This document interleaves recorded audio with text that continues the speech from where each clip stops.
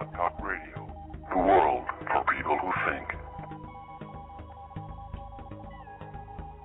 We are doomed to extinction because of agriculture.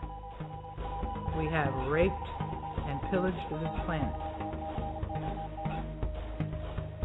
There is a disinformation program literally for everyone, no matter who you are and what your interests are, what your beliefs are, which way you're focusing. There is a website set up just for you to take you in and to vector your thinking and your attention into the way that they want you to think. Categories for things happening in the sky and the cosmos. If you read the scientific reports that come through and put the pieces together, you can see something big is happening.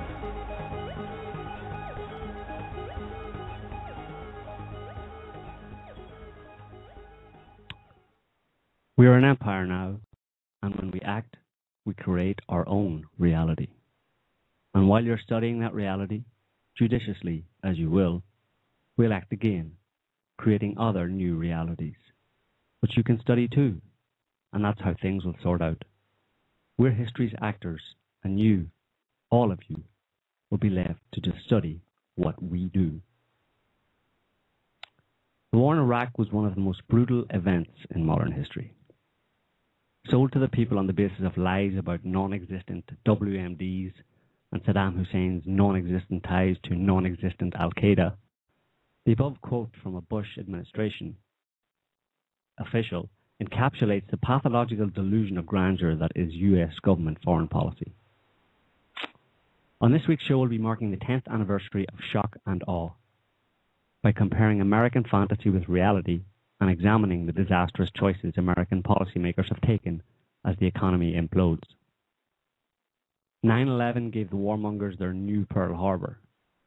Couched in lofty rhetoric about spreading democracy and liberating the world from tyrannical dictators, America's glorious self-image stands in stark contrast to the brutal reality of 10 years of bloody mayhem that has left Iraq and its people ripped apart. Hubris and pathology, writ large. It's a tale as old as time, from Athens and Rome to the British Empire and today's US-managed global pathocracy. To paraphrase George Orwell, in times of monumental deceit, rhetoric is valued over truth. And the reality today's philosopher kings have created is about to get a very rude awakening. Hi, and welcome to SOTT Talk Radio. I'm Joe Quinn. And I'm Neil Bradley. And it's just the two of us this week. So it'll be an intimate soiree. As we've just noted, the topic this week is the Iraq War because just a few days ago was the 10th anniversary of the invasion of Iraq. So we're going to be discussing that entire history and a few other things, or perhaps many other things associated with it, tangentially. But before we do that, or maybe to kick us off on that topic, we have a word from one of our sponsors. My fellow citizens, at this hour, American and coalition forces are in the early stages of military operations to disarm Iraq, to free its people, and to defend the world from grave danger. On my orders, coalition forces have begun striking selected targets of military importance to undermine Saddam Hussein's ability to wage war. These are opening stages of what will be a broad and concerted campaign. More than 35 countries are giving crucial support, from the use of naval and air bases to help with intelligence and logistics to the deployment of combat units. Every nation in this coalition has chosen to bear the duty and share the honor of serving in our common defense. To all the men and women of the United States Armed Forces now in the Middle East, the peace of a troubled world and the hopes of an oppressed people now depend on you. That trust is well placed. The enemies you confront will come to know your skill and bravery. The people you liberate will witness the honorable and decent spirit of the American military. In this conflict, America faces an enemy who has no regard for conventions of war or rules of morality. Saddam Hussein has placed Iraqi troops and equipment in civilian areas, attempting to use innocent men, women, and children as shields for his own military, a final atrocity against his people. I want Americans and all the world to know that coalition forces will make every effort to spare innocent civilians from harm. A campaign on the harsh terrain of a nation as large as California could be longer and more difficult than some predict. And helping Iraqis achieve a united, stable, and free country will require our sustained commitment. We come to Iraq with respect for its citizens, for their great civilization, and for the religious faiths they practice. We have no ambition in Iraq except to remove a threat and restore control of that country to its own people. I know that the families of our military are praying that all those who serve will return safely and soon. Millions of Americans are praying with you for the safety of your loved ones and for the protection of the innocent. For your sacrifice, you have the gratitude and respect of the American people. And you can know that our forces will be coming home as soon as their work is done. Our nation enters this conflict reluctantly, yet our purpose is sure. The people of the United States and our friends and allies will not live at the mercy of an outlaw regime that threatens the peace with weapons of mass murder. We will meet that threat now with our Army, Air Force, Navy, Coast Guard, and Marines, so that we do not have to meet it later with armies of firefighters and police and doctors on the streets of our cities. Now that conflict has come, the only way to limit its duration is to apply decisive force. And I assure you, this will not be a campaign of half measures, and we will accept no outcome but victory. My fellow citizens, the dangers to our country and the world will be overcome. We will pass through this time of peril and carry on the work of peace. We will defend our freedom. We will bring freedom to others, and we will prevail. May God bless our country and all who defend her. Yada, yada, yada, yada. Blah, blah, blah. I have... Jesus, I'm sorry, there was an extra few seconds. I had 30 seconds of stuff there, but I just couldn't take it anymore because I was going to lose my lunch. That was by far the biggest piece of propaganda, despicable, hideous, horrible propaganda, lies, and emotional manipulation.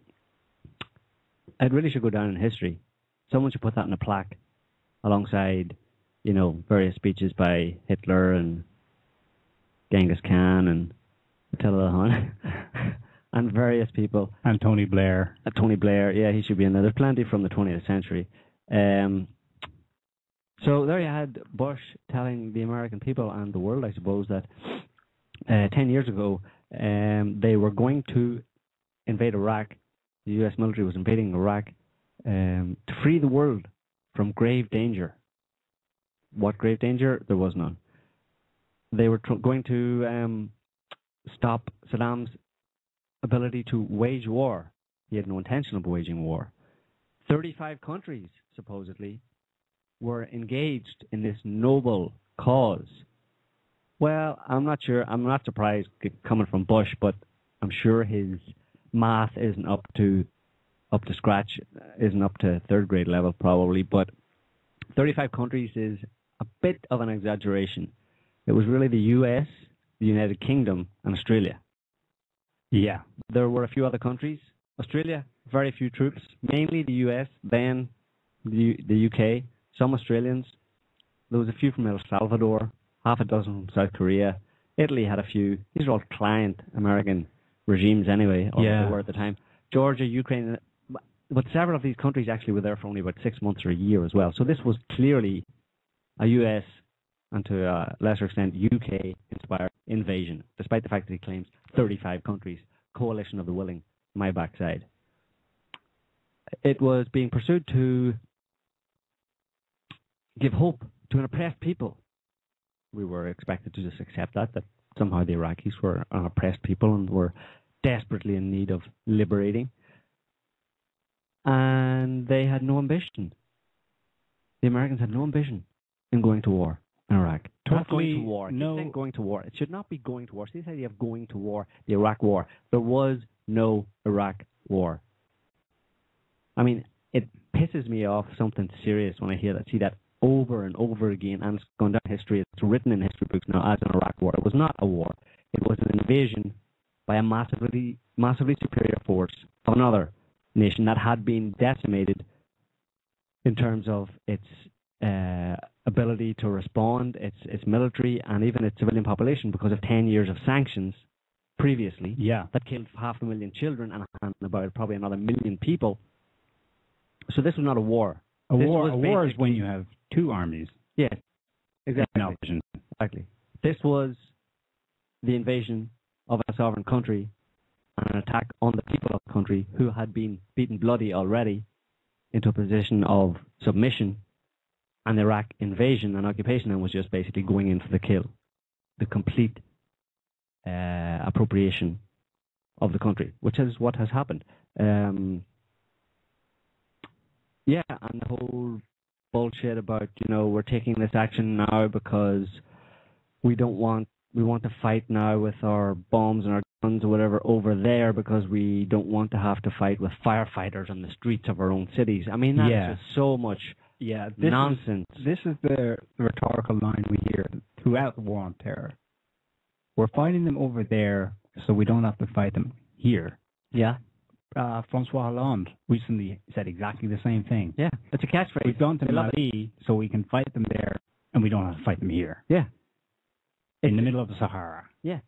I mean, it's kind of like, it's the idea of kind of like proving a negative in a certain sense, I mean, no one can supposedly contest that because what these presidents and psychopaths and psychopathic presidents and prime ministers and stuff are saying is that they know something we don't, which is that these evildoers are going to do evil on us at some point in the future. So we are taking action now to stop that from happening and protect all of you. And there's no proof needed in such a statement. You don't need to back it up because it's national security and blah, blah, blah. No one questions. People just say, oh, well, if you're doing it for my safety, go ahead, So, yeah, that's another thing that pisses me off, hearing that. Yeah. Plenty of... Get them over there so we don't have to get them here. Plenty of rhetoric in there to manipulate and play on the fears, especially. I mean, this came after 9/11. That wasn't hard to do. But they still felt they had to try and present a casus belli, an actual justification for doing it. And that was, of course, the WMDs. Mm-hmm. And my God, they tried. They tried hard, but there was nothing. Well, exactly. And I mean, everybody knows this, and no one seems to care. Because if they did really care, the world would be up in arms. Pretty much, I think it's safe to say that a good proportion, as in a majority, a decent majority, of at least people in the Western world, in Western Europe and probably around the world in other countries as well, know that the Americans and the Brits deliberately lied to the world and made shit up about WMDs to justify their invasion, i.e. they had no good reason to invade. It was a war of aggression. And these same people who were behind this are still in positions of power, still in positions of influence, still giving talks if they're not directly in office. And people going, people don't care that this has happened. And I mean, we're just talking about an insult to your intelligence. We're not even talking about the actual results of this war of aggression and what it did to your fellow human beings. I mean, talking about the WMDs, they had initially they had three narratives. They went from one to the next to the next. Yeah. They started off with Saddam did 9/11, or at least he was harboring the terrorists. Or he was hanging out with Al-Qaeda, hanging out with Osama, and, they were buddies, some kind of childish, nonsensical BS to try and tie the invasion of Iraq and Saddam Hussein to the trauma of 9/11, so everybody would get behind it. They were just looking for anything that was emotionally jarring or that would grab people's by the emotions and get them to say, okay, just do it. Oh my God, 9/11, no. So it was Saddam 9/11, and that was very quickly dismissed and ridiculed by people, by scholars, by many people who know that there was no way that Saddam would ever have been hanging out. Yeah, they dropped that one like a hot potato because Saddam Hussein, of course, was the leader of the most secular country. Yes. In a region that was supposedly full of Islamo-fascist Muslim terrorists. Yes. So he would have been the very opposite end of that scale. Yes, exactly. He was certainly not.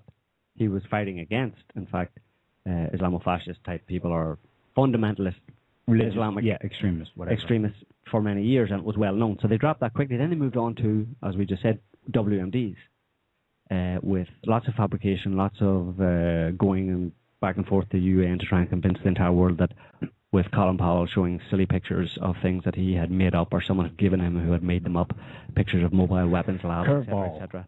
Curveball, who was basically just supposedly an Iraqi informer. He was an informer for some Western intelligence agency, and he has admitted now that German. Yes, for the Germans. But it was all made up because apparently his source was an Iraqi taxi driver. That was who was drunk behind the wheel. No, there was something about an Iraqi taxi driver that they got. That's ultimately where the information came from. Yeah, there was another story that this guy had worked in a agricultural seed processing factory somewhere in the middle of Iraq, and he fabricated this story. And I say he fabricated because he later admitted that it was fabricated. Yep. And the Germans who were listening to all this intelligence and passing it on to the CIA, presumably, actually tried to explain to the Americans, listen, this guy's a bullshit artist. Don't believe anything he says. What he's saying. But the CIA were aware of that as well. But it was the officials in the Bush government who were saying, listen, that's not good enough. We want information. We want testimony from someone that fits in with our idea to invade Iraq. They were just going back and forth to the CIA saying, listen, find something, find anything. And they couldn't. And eventually this was the best they came up with, which was a pure out-and-out lie. And you had Tony Blair talking about the 45-minute attack time frame from, or at least that they could mobilize, Saddam could mobilize his weapons of mass destruction. Yes, ICBMs or whatever, long-range missiles with chemical warheads that could strike the UK within 45 minutes, or at least could be, that was it. At least could be mobilized within 45 minutes. And maybe that came from an Iraqi taxi driver. Maybe that's where I got it. But there was definitely Iraqi taxi driver who supplied some of the core information from this, and they knew it. And Tony Blair, psychopath that he is, evil, disgusting. I can't think of any more words to say right now that are repeatable. He stood up in front of the House of Commons and vociferously declared that Saddam did have weapons of mass destruction and that we needed to go to war. Everybody needed to go to war.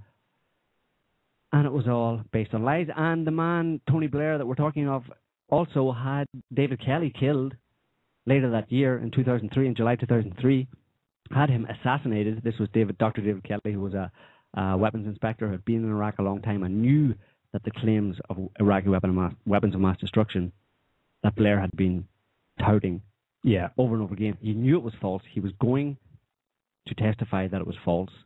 He was going to reveal the information that was ironclad, that him being someone who was a career scientist and a weapons inspector knew and had been in Iraq on many occasions, knew that it was lies.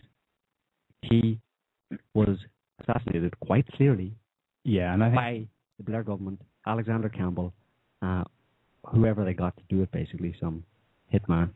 People must know that was such a sickening side episode. Everybody knows it in the UK. Every single person in the UK knows. Well, okay, I'm exaggerating, but seriously, there are a lot of people who, because the story is so ridiculous. It was so brazen.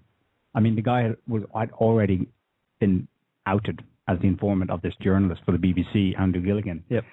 His name was out there. At this point, it's public.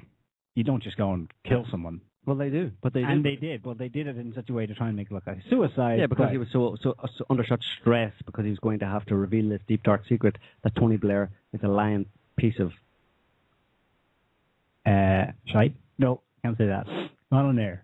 So Yeah, that's what we're talking about here.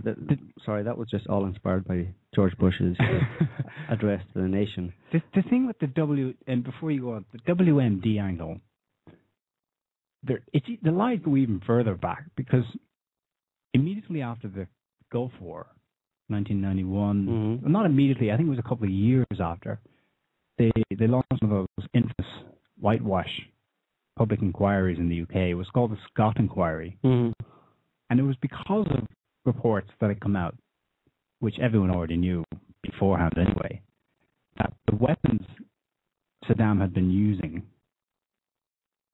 in the first Gulf War were sold to them by the Brits and the Americans right up until Operation Desert Storm was launched. And the SOTT Inquiry pretty much nailed that down. The timeline, what exactly was sold. Now, they couched it in, we didn't know he was going to use them like that. We didn't know he would use them against his own people. Yeah, we gave him chemical weapons. We just gave him, they called it farming equipment. Yeah. It was for agricultural purposes. Right, we didn't know he was going to do that with it. Yeah, well, it's well known that Saddam liked some mustard gas in his tea, So if there was anything to any weapons of mass destruction, which there wasn't, because all through the 90s, UN inspectors had gone and overseen their destruction if anything was found, or verified that no, there's nothing here in this site or that site. They knew full well this was not something lost in the chaos of the build-up to the war in 2003. It was a decade old, this story. But so they knew, but what do you mean when they knew? The Bush government knew and all the officials knew, and the people knew. The people didn't necessarily know, because they don't necessarily know anything, even if it comes via the media. The officials knew. The officials knew, but they signed the checks, for God's sake. Yeah, of course, yeah. That's the thing, yeah. They knew that they had sold them to... They know exactly. I mean, there's that famous meeting of Rumsfeld in, I think, 1983 in Baghdad, shaking hands with Saddam Hussein. Yeah. Congratulating him on the progress he's making against But the thing is, Iran. as we know about psychopaths from research in psychopaths by, for example, Robert Hare, we know that for a psychopath or the psychopathic mind, facts and the truth are kind of funny, nebulous, not very well defined things. They can be real one moment, as long as they serve your purposes, and the next moment, that same fact can be not a fact anymore. It can be, that's fascinating. The idea that they don't actually understand what we mean when we say a fact. Well, a fact implies the idea of something. Usually, implies the idea of something external to yourself, something that can be verified externally and can be agreed upon by several people than one person. It's close enough to objective reality, but it's something that regulates your... Yeah, and if you're looking at psychopathy, if you consider psychopathy from the point of view of extreme narcissism, that's extreme subjectivity and extreme focus and involvement. Focus on and involvement with the self being the kind of the arbiter of reality, essentially. And therefore, for such a person with such a mindset or such a makeup, a psychological makeup, facts would be quite problematic in terms of them being objectively true outside of themselves, and that you're essentially governed, or you have to submit to a certain extent to facts. Yeah. So your beliefs and your choices, your options available to you, the next thing you do, are regulated by your environment. Yeah. In other words, I might have a desire to do X, but I can't because I can immediately foresee it's going to have a series of consequences on others and on aspect. Myself. That's the other aspect of it, seeing the future, which is, I suppose, is tied to the idea of not being able to understand facts in a very clear way because they're so focused only on themselves and their own reality, and themselves being the center of the universe, essentially, and everything else just being an extension of themselves. Therefore, it's all mutable by them. If they decide this shouldn't be the way it is, then it for them. And that gets back to our quote from the very beginning, where... I'm not sure, maybe readers wouldn't have heard that. Do you want to read it out again? If we lost them in that opening quote. I don't think we lost in the opening quote. We lost in the opening audio. Anyway, that quote that we create reality. Yeah.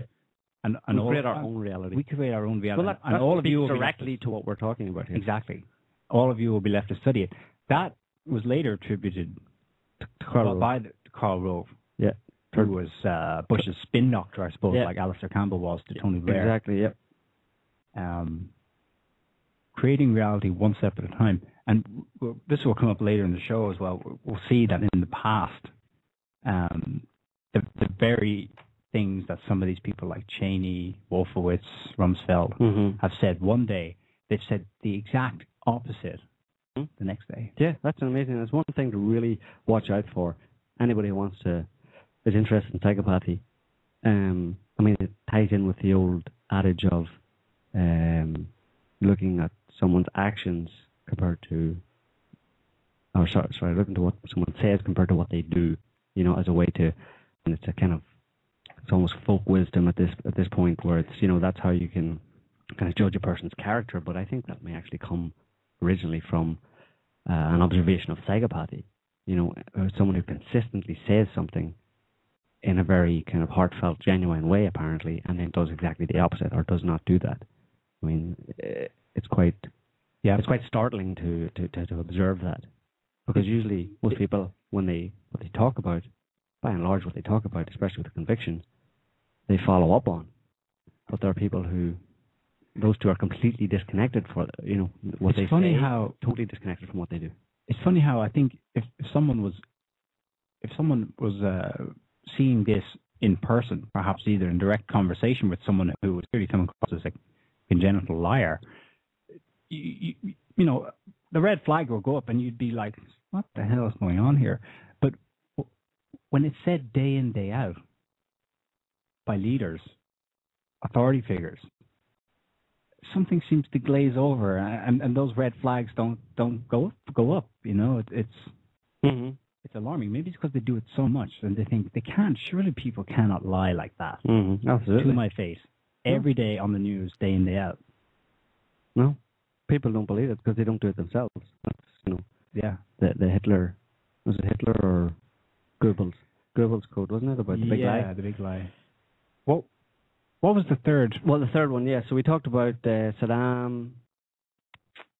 Saddam did 9/11. Nope, he didn't. That came out pretty quickly. Then, Saddam's WMDs. No, within about the end of 2003, that was already exposed as a big lie. Then, for the rest of the time, they threw in the odd Saddam was a bad man. That became Tony Blair and George Bush and various people. Well, they called him a bad man. I mean, it was completely pathetic. I mean, I was asinine. There was times when my jaw just hit the floor. I was like, are you shitting me? That's your reason? He was a bad man? Are you going to go to war on all the bad men in the world? I mean, like, talking to idiots. Like, I mean, they must really think that they're talking to idiots when they use that kind of language. But anyway, they threw in he was a bad man. That's why we did it. We lied about the other things and we're just making up this next one. He was a bad man. But then, as the chaos in Iraq worsened over the first few years, then it became, and it has been more or less until now, that they were there to keep the peace, essentially, that they wouldn't leave Iraq in this state that they themselves had created. They weren't going to leave them in this civil war type situation or sectarian violence, but they had to be there to keep the peace. And in all of it, nothing was said about even in his address to the nation, Bush said they have no ambition. And clearly they did. Clearly the ambition was oil. And above and beyond that, I mean, you can include Israel, maybe as part of the motivation in terms of doing the bidding of the Israelis. Yeah, war for Israel. But obviously there's a strong aspect of just the psychopathic destructive principle. Basically just getting our jollies from waging war and destroying people and destroying other countries, just getting a kick out of destruction and mayhem. And there's a strong element of that in what's been going on in Iraq. in terms of direct involvement by high-level American and British officials in the brutalization of individual Iraqis, as we'll get into in a little minute. The thing that stood out for me, within a couple of years, it became apparent that the situation there was just so far gone. And okay, so as you put it now, okay, so we can think they're there getting their jollies. Mm-hmm. Well, the extent of the corruption there was such that it was like they'd made the Wild West, where anything goes. Mm-hmm. And I mean, the stories coming out were just insane. That they were actually shipping over billions of dollars in hard cash and laundering the money. Mm-hmm. This is before we can get to oil, by the way. The no-bid contracts doled out in the billions, mm-hmm. if not trillions. I don't know. Yeah. No one knows. Yeah. 2 companies, American companies, but also international, not just the U.S. I mean, obviously, there was a lot of backroom stuff. Hey, you support the invasion of Iraq, and you'll get something out of it. There'll be something in it for you. Yep. That's what made up the coalition of the 3 or 4 willing. That was their motivation. Well, there were other countries. I mean, I think later on there were. Italy sent a contingent. Poland. Yeah, but on a very short-term basis. Yeah. As if there's like a nominal contribution, like just a sort of symbolic.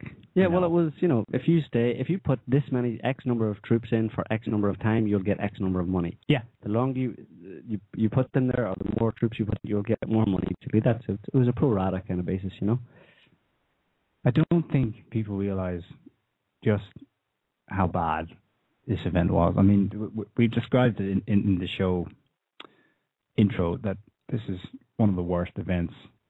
Yeah, okay, there are other events where you could say more people died or they lasted a longer time, but the sheer brazenness, the sheer lies on which this was founded, and the subsequent carnage, and the fact that it continues. Mm-hmm. I think what did it for me is the fact that it's been sold, or it's already gone down in history as being a humanitarian. It's the rhetoric that it's already wrapped in that makes me just want to puke. Yeah, Operation Iraqi Freedom. When you realize what it was really all about, I mean, how can it be humanitarian when it's officially accepted and acknowledged that the main reasons that were given for going to war, not going to war, for invading Iraq, were lies, that they were desperately making up anything they could to justify. I mean, that fact alone tells you that they had no good reason for invading Iraq. They only had bad reasons.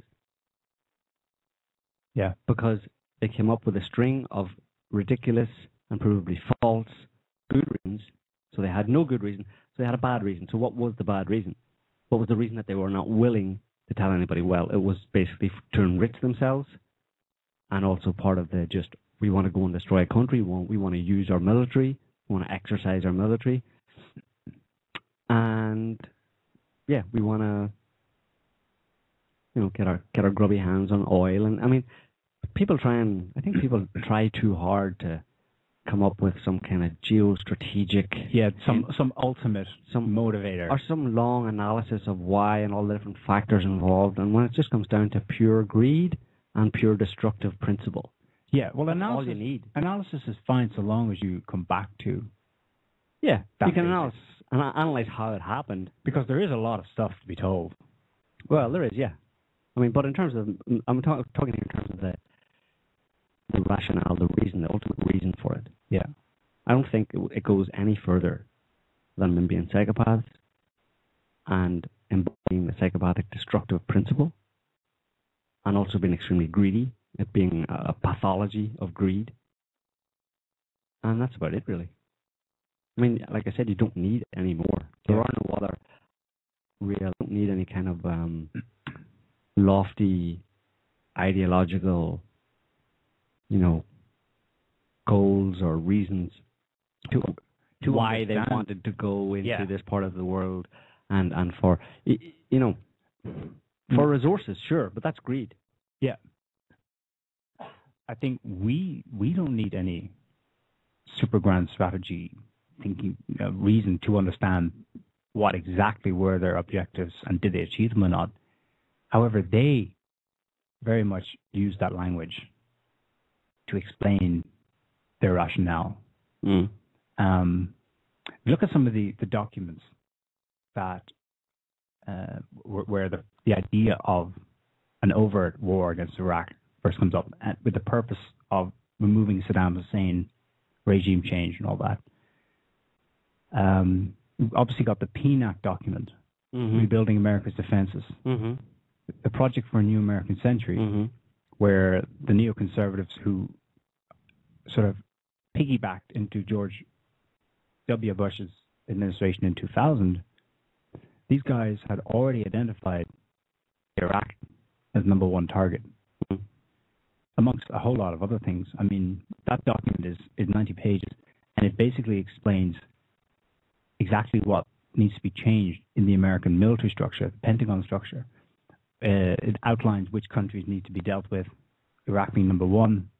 Talks about the introduction of drones and UAVs. This is at a time the technology was still unknown to the public. Yeah. And this document was first published in 1996. And of course, there's an infamous quote in it. Basically says at the end, well, the thing is, we can't do any of all this stuff absent a catalyzing and catastrophic event like a new Pearl Harbor. Yep. And then George Bush, on the evening of 9/11, wrote in his diary, allegedly, that America just got its new Pearl Harbor. Actually, yeah, it's attributed to Bush. Yeah. There's a quote here, I think it's from journalist Greg Pallas. Before going to sleep, Bush wrote in his diary, "The Pearl Harbor of the 21st century took place today. We think it's Osama bin Laden." Now, where's my then Pallas says there's no evidence that Bush, the man who never reads, writes enough to keep a diary. The reference to a diary would seem to be a vehicle to convey that depth of Bush's capitulation to the rogue network behind 9/11, i.e. the neoconservatives that we've been talking about. Absolutely. And obviously you can't talk about the Iraq War without talking about 9/11, which, without which there would probably have been no wars anywhere in the past 10 years, no U.S. invasions of any countries in the past 10 years without 9/11.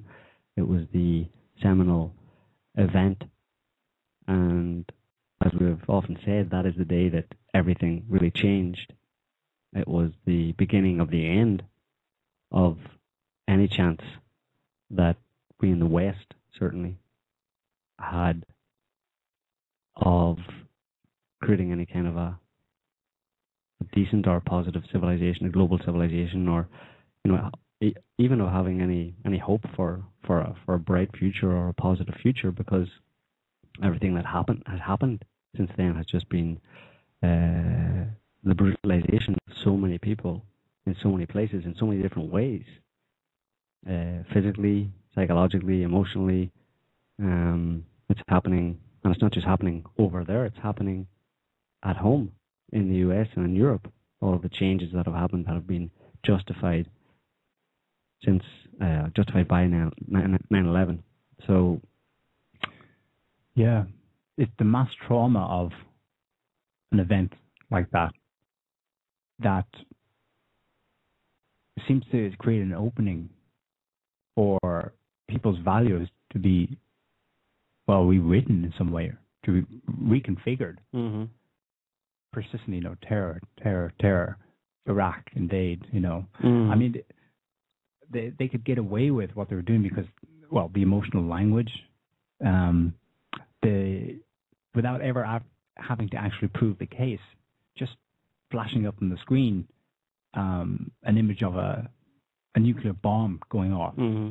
and then talking about Saddam Hussein, people were in this state where, they didn't even need to appeal to rationality. I think they realized that. Mm-hmm. I think with 9/11, they could do what they'd always wanted. If you look at Iraq, for example, Iraq is long since on the hit list. I mean, with the first Gulf War. Yeah, but let me just talk a bit about expand a bit on that idea of 9/11 changing people, or certainly 9/11 changed people in terms of opening them to all sorts of propaganda and lies, and accepting all sorts of propaganda and lies in the years since then. But there has been a real dehumanizing effect on people as a result of what has happened. People have been, as a result of 9/11, people have sanctioned the invasion of other countries and the murder of their fellow human beings. Not only have they sanctioned it, they've essentially welcomed it or cheered it because under the idea that it was good for them. They saw it as a positive thing. You're talking about getting a large percentage of the population to believe that killing their fellow human beings is good.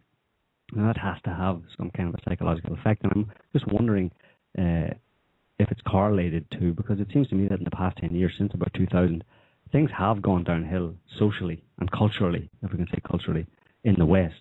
The level of crass TV programming and the crassness of many areas of society, particularly in terms of entertainment and culture, is kind of staggering. It shocks me every day when I look out there at what is passed off as culture or interesting or something for people to do or something, some kind of positive pastime for people to engage in, And I'm wondering if the effects of the invasions and the brutalization of other human beings that have been done in the name of many people in this world, particularly in the West, has in some way, dehumanized them or done something to their own natures, by the fact of them accepting it and being encouraged to accept it and accepting it, that has then led to just this disintegration or the real deterioration of their values and even their thinking power. They become half-wits, they become idiots, I mean, there was a story I was looking at today.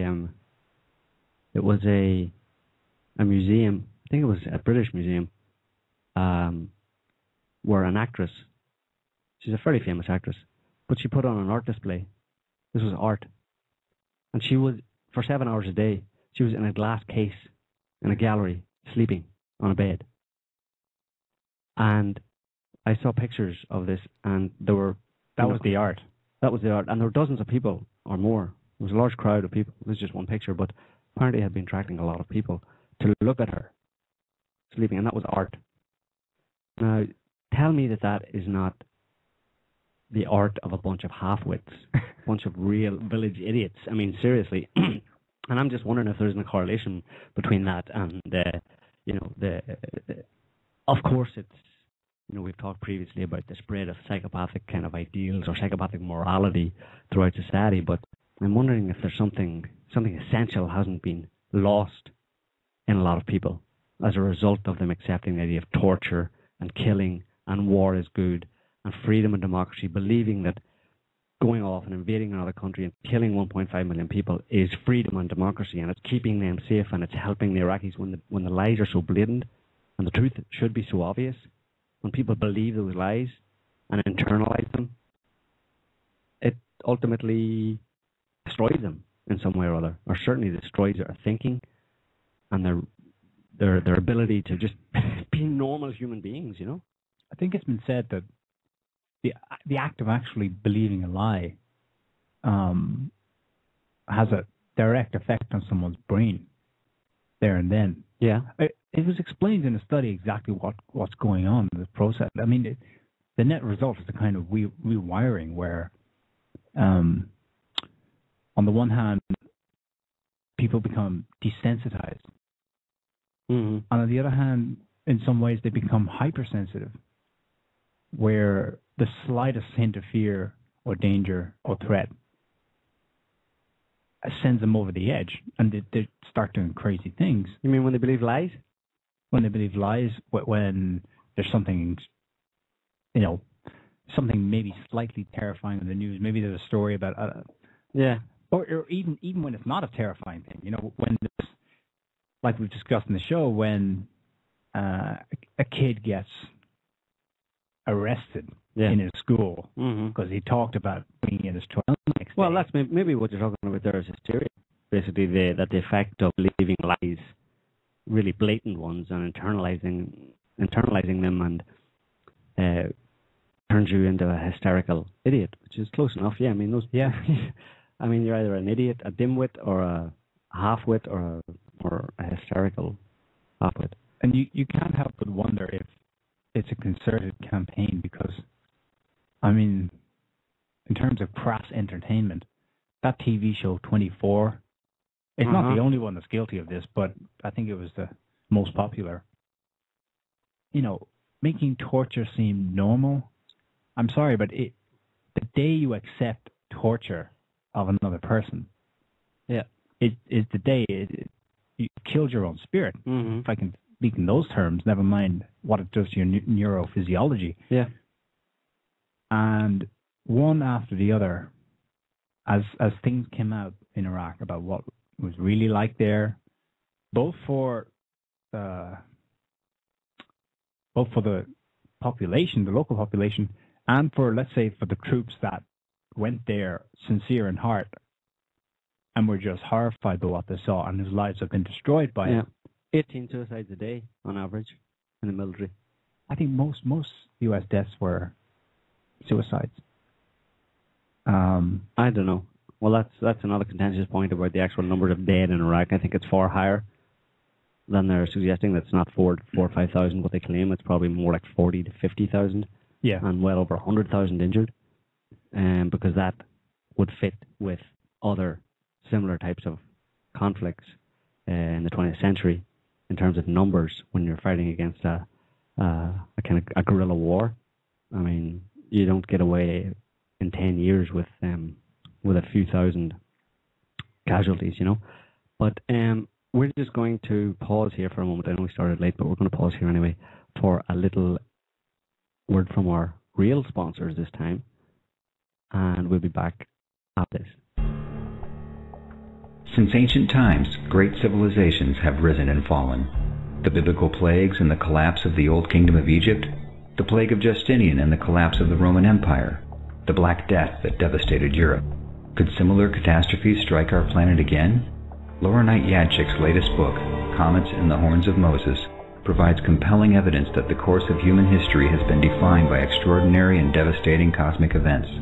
Drawing on her extensive study of history, religion, psychology, and physics, Laura uncovers clues hidden in the great myths, ancient astronomy, and the works of the Greek philosophers to unveil the secret knowledge of the ages: cyclical cosmic catastrophe, the periodical return of an extraterrestrial threat whose power moved mountains, reduced magnificent cities of old to rubble, and left the most powerful emperors trembling in fear. Comets and the Horns of Moses is a groundbreaking work that sheds light on our dark ages to reveal a timely warning to humanity. The clock is running down on our civilization. Comets and the Horns of Moses, available now for purchase from all Amazon websites.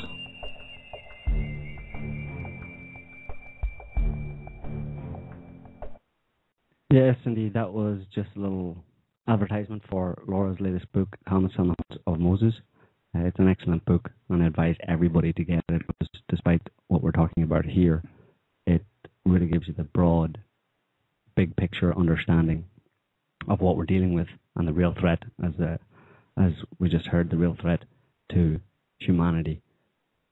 Although on a day-to-day basis, obviously there are threats, but there are threats from the kind of things we're talking about here in terms of psychopath-inspired war and aggression.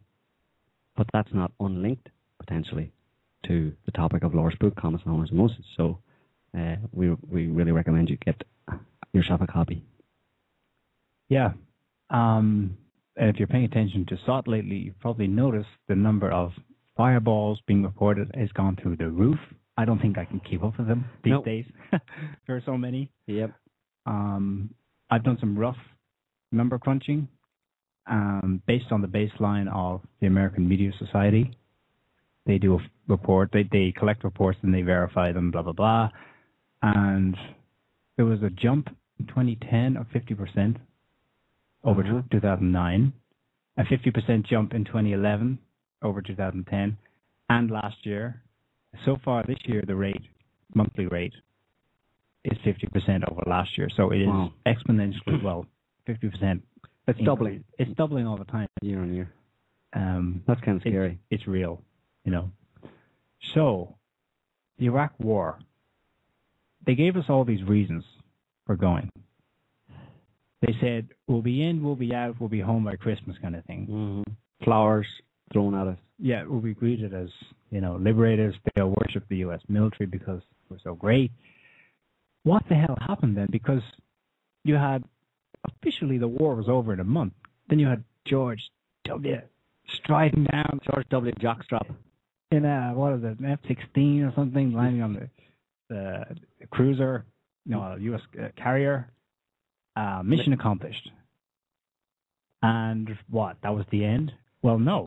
Well, yeah, the next month, the violence really took off. So, but what really happened? People need to understand that, obviously, as you said, it wasn't a war; it was an invasion. And when it's long since been known, particularly by Western, the powers that be in the West, the psychopaths in power, that when you invade a sovereign country, you can tell the people back home whatever you want. This goes back hundreds of years, really. You can tell the people back home whatever you want to convince them that it's all for good. But the people being invaded and occupied have a very different understanding of it, and a much more realistic understanding of it. And the people in Iraq very quickly understood that this was an invasion and an occupation. And it had ulterior motives. Despite what George Bush said, they had no ambition. They certainly had ambition. And the ambition was to plunder and pillage the entire country to the detriment of Iraqi people. That quickly became obvious. So quickly you had a large number of Iraqi people who were against the invasion. Surprise, surprise. I mean, what a strange thing that people would be against being invaded and occupied. Of course they are. So they know this, and they prepare for it in advance. And what they look to do is to exacerbate or incite or provoke, however minimal, any sectarian or religious or social or cultural divides within the country. And usually it's not quite possible to do that, because generally there's nothing better an invasion by a foreign power to unite a country against those invaders. So what they've done on many occasions throughout the 20th century, and in fact beforehand, is that when they invade a foreign country, they organize groups, as many as are needed, of essentially death squads, to go around terrorizing the local population, because the local population that support the people who take up arms against the invasion, they're just the front guard, or the advance guard. The real support for them and the real power for a resistance movement comes from the population within the country. So the goal all along in Iraq was to attack the Iraqi people and to terrorize and kill and maim and torture the Iraqi people into submission, because that they were the enemy to the occupation and the invasion and the plunder of Iraq's resources. And whatever other reasons you want to come up with for why they did it, what the real ambition was, the thing that stood in the way of that ambition was the Iraqi people. So the attack was on the Iraqi people. This was an attack on the Iraqi people. It wasn't an Iraq war. It was a US-British attack on the 26 million Iraqi people. So it wasn't about just get Saddam Hussein out, everything will be rosy. They knew otherwise. Absolutely. Yeah. So what they did was, and this has been exposed, it's been known for quite some time, but it's been exposed in a documentary recently by BBC Arabic and The Guardian, although they did a kind of half-assed job on it. But they basically did a story on death squads, what they call Shia death squads. So there's Sunnis and Shias in Iraq. Saddam was a Sunni, who are a minority, and the Shia was a majority, and they maybe felt a little bit put out by Iraq maybe favouring Sunnis. But by and large, like you just said at the beginning, Iraq was a secular Muslim country, and it had the highest level of education. It was a very wealthy and evolved country, and most people in Iraq were actually happy enough with their lot. They actually had quite a good level, a good standard of living.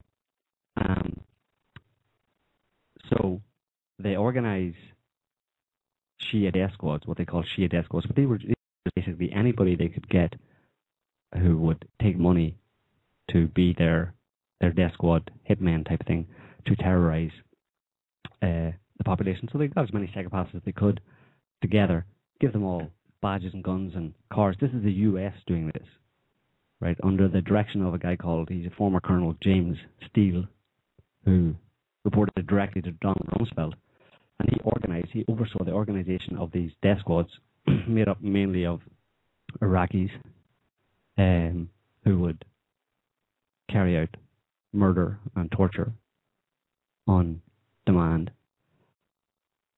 But the thing about it is they call them Shia death squads, and this is where the whole sectarian conflict or sectarian or civil war idea comes in. They try to claim it was a civil war because they claimed they were Shia death squads attacking Sunnis.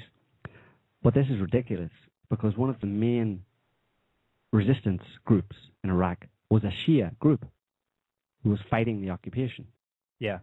So how could it be a civil war between Shia and Sunni, as in Shias attacking Sunnis, when in fact a majority of the Shia were aligned with a group that was against the occupation, and their leader, his name is Muqtada al-Sadr, he on several occasions came out and said and appealed to all of the Iraqi people to fight against the resistance. To fight against the occupation. So this is just a lie, the whole idea of a civil war. This is what they've done repeatedly. They try to create the impression of a civil war. And certainly they scare the crap out of people and terrify people and terrorize people by having these death squads going around abducting, torturing, and killing ordinary people. And they set off bombs. But of course, you know, the special ops guys amongst the US military and the British military have a direct hand in this themselves. As we noted in 2005, in September 2005, 2 British SAS members were caught in Iraq, in Basra, driving a car. They were dressed in Arab garb, driving a car full of explosives, and they had already shot one policeman. And their car was essentially a car bomb, and they were on their way to drop it off somewhere and detonate a car bomb. 2 British soldiers dressed as Arabs. Now you can just extrapolate from there as to what was actually going on in all those car bombings and supposed ethnic or sectarian conflict.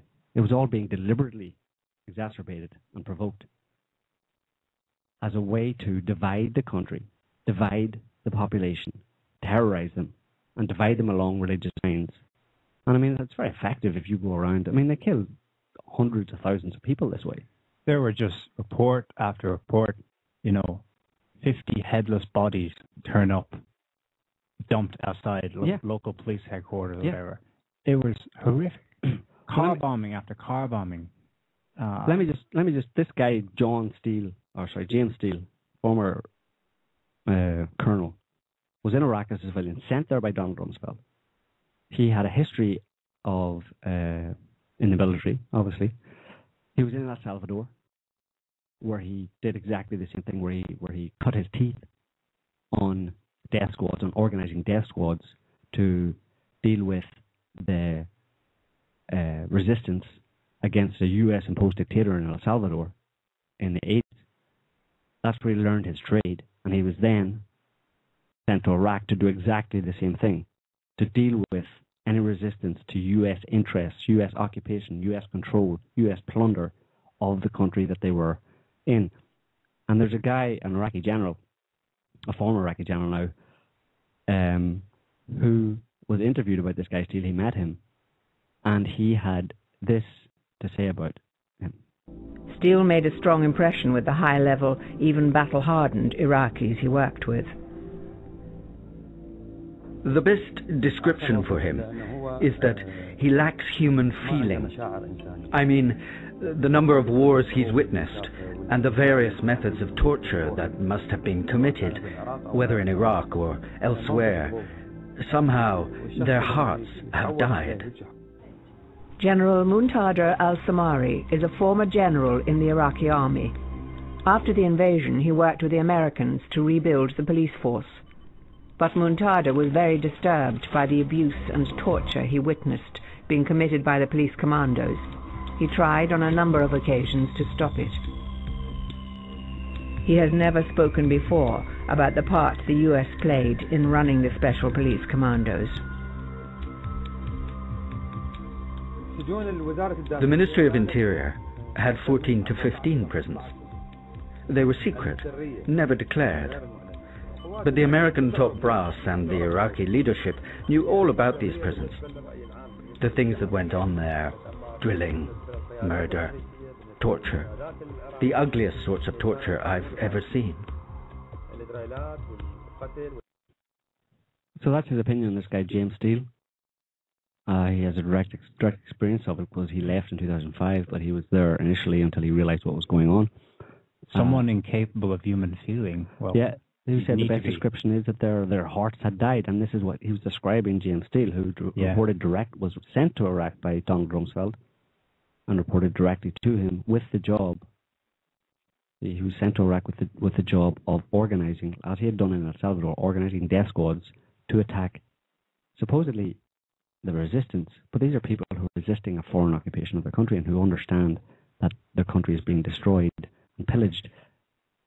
Well, but they also attacked by far, because they were easier targets, by far more often they attacked ordinary Iraqi civilians. It would never have been acknowledged that they're doing this to counter the resistance. The term is counterinsurgency. You see, well, that's what's the same thing. We're doing this to counter the insurgency, which is by nature violent. Therefore, we have to get down and dirty with them. That's just the hard facts of war. God help us. That was the fallback reason for why this kind of thing went on, if it ever came up. I don't think it did really, but counterinsurgency. But the trick in that is not that you're countering something that's been done by the others. You are doing all that. And it's justifying your reprisals against the genuine resistance. I mean, we're talking about raids, nighttime raids by the regular U.S. troops would then be sent in, based on some intel or whatever that's tortured out of someone. They would go in and terrorize the crap out of whole neighborhoods. There was, at the height of it in 2006, they were doing sweeps of the whole of Baghdad, district by district. Millions of people. Yeah, we can't excuse the U.S. military. The U.S. military, despite what many people think, were murderers. Most of them, by and large. Obviously, there are different people in the military with different attitudes and stuff, but by and large, if you're a part of the U.S. military and you were in Iraq, then you took part in murder. You may not have directly taken part in it yourself, but you are part of a large contingent of murderers who went around murdering, kicking indoors at night, and shooting and killing innocent people. And this is what the U.S. population, these are the people that the U.S. population cheers and wears little badges for, support our troops, aren't they wonderful, aren't they great? No, it's not. They're murderers. And this is why so many of them for post-traumatic stress syndrome, those who have a conscience. And saw what was going on. And know better. At least they know better now, I hope. Mm-hmm. And it doesn't end there, of course. I mean, I'm sure many of our listeners in the U.S. have heard stories, of troops coming back home. Just the stuff they get up to when they come back home, because they're so, what's the word? They're so war sick or war affected by the actual war that it just carries on. The violence carries on at home. Well, it's PTSD and traumatized. I mean, who knows? There's various different ways that different people react to it. Some of them commit suicide. Some of them kill other people. Some of them just spend the rest of their lives depressed. Yeah. Taking copious amounts of medication just to live another day, and it's had that's another effect. We were talking earlier about the effects on the whole population of believing a lie and becoming half-wits, by increments, but a direct effect is you've got, what, 1 million troops, I think, have done tour, 1 million American males, young males have done a tour in Iraq of some length or another, gone home, and the direct effect on what? Their immediate family, their friends, their colleagues, whoever. This is polarizing, this is serious. If they had any heart to begin with when they went out there, and they came home with none, well, just try and imagine. Well, most Americans probably don't have to imagine. They've heard the stories. Absolutely. But that's a direct, horrific effect on U.S. society. Meanwhile, in Iraq, I mean, when Abu Ghraib came out, I thought, oh, surely this is like a big exposure. Surely this is going to, heads are going to roll here. Tip of the iceberg. Holy mackerel. The stuff, the images, the photos, they're still freely. I mean, it's like they were like, yeah, sure, whatever, distribute them. There was no effort made to try and rein them in. They were posing. These were prison guards, like low-level ranking junior officers, whatever, guarding these torture centers, taking photos of themselves, doing sex acts on groups of males, on children, on women, smearing feces on their faces, putting them in stress positions, torturing them basically in a very brutal way.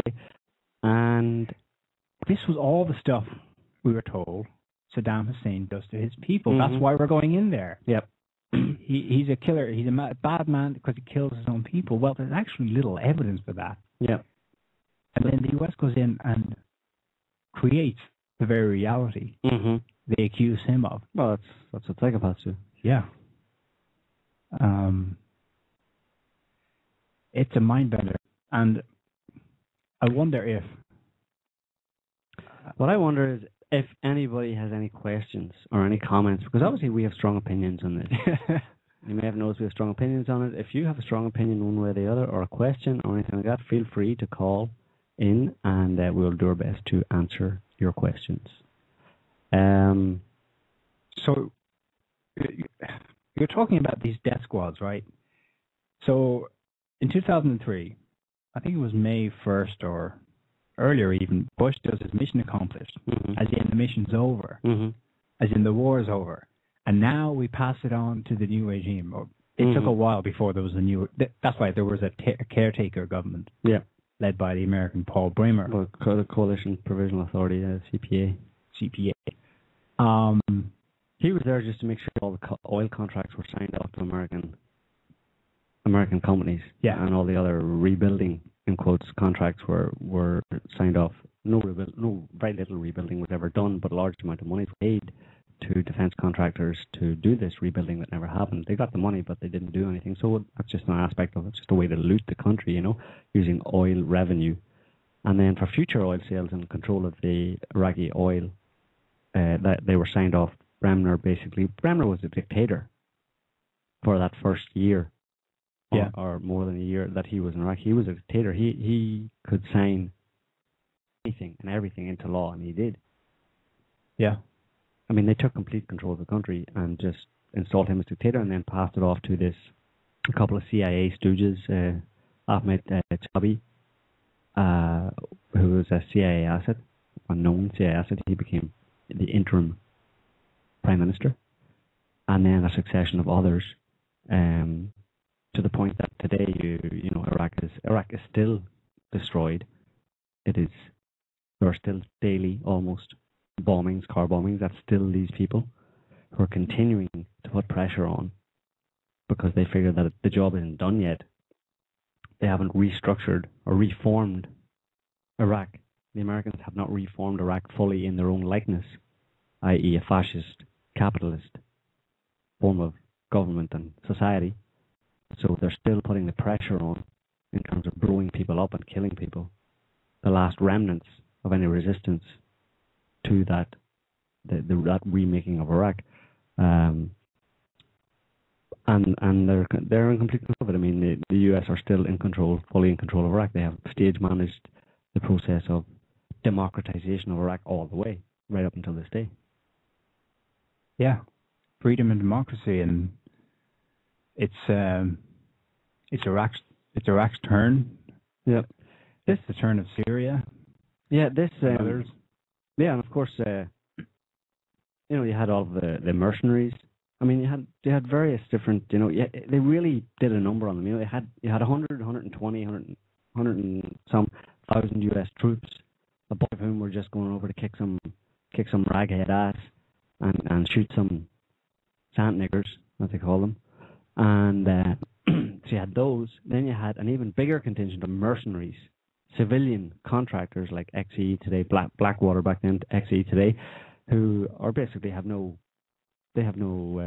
oversight, they have nothing to stop them doing whatever they want, and they just arbitrarily kill people, as you've seen in videos, shooting people in the street. There were up to 200,000 of them. And then you had this specialist group of, say, 5,000 to 10,000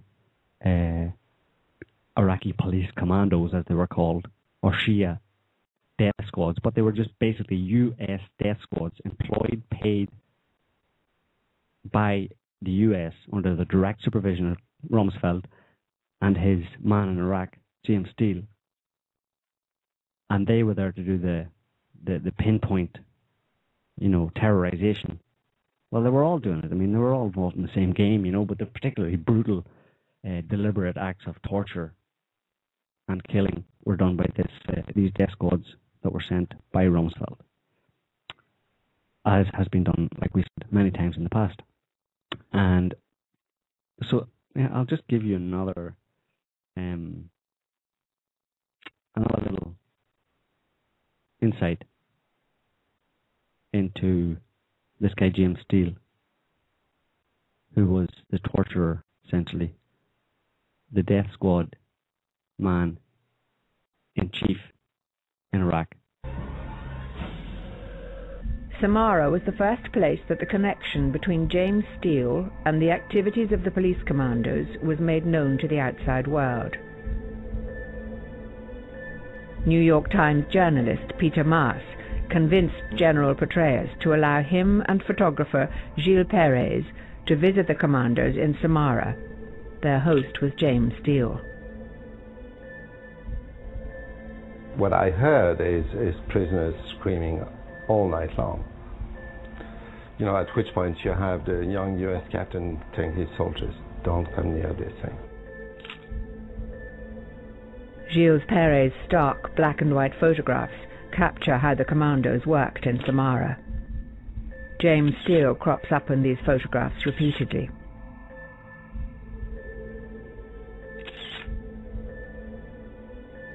I was staying at the base in Samarra, an American base, and I overheard American soldiers at this base, talking about having watched prisoners be kind of strung up like animals after a hunt over a bar, having watched prisoners be actually tortured. Adnan Thabit and the American military made the joint decision to set up the commando headquarters and interrogation center in the city's main library. We spoke to two men from Samarra who were imprisoned in the library. Still fearful, they asked us to conceal their identities. We would be blindfolded and handcuffed behind our backs. Then they would beat us with shovels and pipes. We'd be tied to a spit, or we'd be hung from the ceiling by our hands and our shoulders would be dislocated. They electrocuted me. They hung me from the ceiling. They were pulling at my ears with pliers, stamping on my head, asking me about my wife, saying they would bring her here. The interrogation center was the only place in the kind of mini green zone in Samarra that I was not allowed to visit. However, one day Jim Steele said to me, hey, they just captured a Saudi jihadi. Would you like to interview him? Maas and Perez were about to get an unprecedented glimpse into this clandestine world. We kind of walk into the entrance area, and the first thing that I see is one of the Iraqi guards beating up one of the Iraqi prisoners. And then I'm taken not into the main area, kind of the main hall, although out of the corner of my eye I could see there were a lot of prisoners in there with their hands tied behind their backs. I was taken to a side office where the Saudi was brought in, and there was actually blood dripping down the side of a desk in this office. We're in a room in the library interviewing Steele, and I'm looking around, I see blood everywhere, you know. And while this interview was going on, me and the Saudi with Jim Steele also in the room, there were these terrible screams. There was somebody shouting, Allah, Allah, Allah, but it wasn't, you know, kind of religious ecstasy or something like that. These were screams of pain and terror. So, if you want an abiding picture of what the Iraq invasion and occupation has been all about, what defines it really is that image that the New York Times reporter just conveyed to you of going into a room to interview James Steele, that is Donald Rumsfeld's emissary to Iraq, and in the room that Steele was in, where he was interviewing Steele, there was blood everywhere, and James Steele sitting in the middle of it, smiling. Yes, what are your questions? Any questions? Freedom and democracy? Yes. Let me just wipe this blood off my desk before I shake your hand. Wipe this blood off my hand before I shake your hand. Yeah. God. Something I've wondered about is why Iraq. I mean, an event like 9/11 gave them carte blanche. They could have done it. I mean, they went into Afghanistan right away. Same story there, yeah. But they still had, let's say, lots of revenge fuel in the tank, and it was all geared and spent on Iraq. Well, Afghanistan was invaded first, and then Iraq, and so those are on either side of Iran. So you got to figure that there's some attempt there to hem in Iran, and also it's just south of Russia and Russia's sphere of influence. So there's a certain geostrategic game being played there, but it's all fueled by greed. It's rationalized in flowery geostrategic terms by think tanks and stuff like that, but it's just motivated from the top by greed and the destructive principle. And it's been going on a long time, obviously, because during the First World War. Actually, the story, well, who knows where it begins, but it begins a little bit before the First World War, when a company was set up in London. It's gone through a couple of names, but eventually became the Iraqi or Iraq Petroleum Company. And this was a cartel of the biggest French and British oil companies. And they were actually competing with the Germans at the time. This is before World War I actually broke out. The Germans were building the famous Berlin to Baghdad railway, and part of that was greased by oil deals because oil had become the new black gold around about 1910, turn of the century. And oil was going to fuel the Industrial Revolution. Well, it already had started, but it was now the commodity that would make the difference between a developed nation and an underdeveloped nation. Right. In terms of control of it. And this company, which today is still on paper, it's still actually an active company, it's still based in London, was formed, and Iraq as such didn't exist. The territory was part of the Ottoman Empire, which sided with the Germans in World War I. Early on, 1915, early on in the First World War, the French and British agreed to divide up spheres of influence in the region. Yeah, divide up the Ottoman Empire, essentially. Yeah, carve it up between them. Spoils of war. Yeah, spoils of old wars, giving rise to new wars. What came out of that was the creation of the country we know today as Iraq. Literally, it was carved up based on this commodity of corporate interest. So its very foundation is based on oil. So in 1920, as part of the Treaty of Versailles, negotiations with Germany, at the Final Conference. That's right. In 1920. We have the creation of this new state, Iraq, a kingdom. The British Mandate of Mesopotamia. Yeah, which the British government would control this new country. France would control the new country of Syria to the north and Lebanon. and a king was put in power. I think he was actually a Jordanian, King Faisal. And right away, the British realized, they probably already knew it from plenty of experience, that the local population will not be happy with you dictating to them how things are going to be. And already in those days, did you say that Winston Churchill did something infamous? Yeah, I mean, that was the first time that the Brits used, I think it might have been the first time that chemical weapons were used ever, because they were just a new technology at the time. But Winston Churchill organized or ordered the use of chemical weapons, I think mustard gas, on the Arabs in Iraq who were revolting against the British imposed monarchy. And he said something about unruly Arabs or unruly natives, that the best way to deal with them is mustard gas. And this is Churchill, who is lauded, revered as a statesman, to beat all statesmen by the Brits, and that sickens me every time. Churchill was a psychopath through and through. He was the most evil person, not the most evil person, but he was up there among the top 10, right up there, of the 20th century in everything that he did. He was truly evil, disgusting, despicable excuse for a human being. And if he was here now, I'd tell him. Well, let's shove one of those cigars down his throat. Anyway, carry on before I get carried away. Well, of course, part of the new regime, it was a client regime from the beginning, was that 100% of the proceeds of oil discoveries went to the Iraqi Petroleum Company, which was nothing Iraqi. It was owned by the companies that became Shell, BP, Total in France. And it remained that way, unchanged, that basic oil deal, until the 1960s. It began to change a bit when there was a revolution in 1958. There was a coup d'etat. A general in the Iraqi army came to power. At which point, well, I think the Americans were already interested, but they got heavily involved from this point onwards. Yeah, the Brits and the Americans in 1963. Well, there was a revolution that overthrew the monarchy in 1958, and then and then a kind of counter. And Saddam Hussein was supported at that time by the Americans and the Brits. He wasn't there on the scene yet. No, he was there in 1963, I think.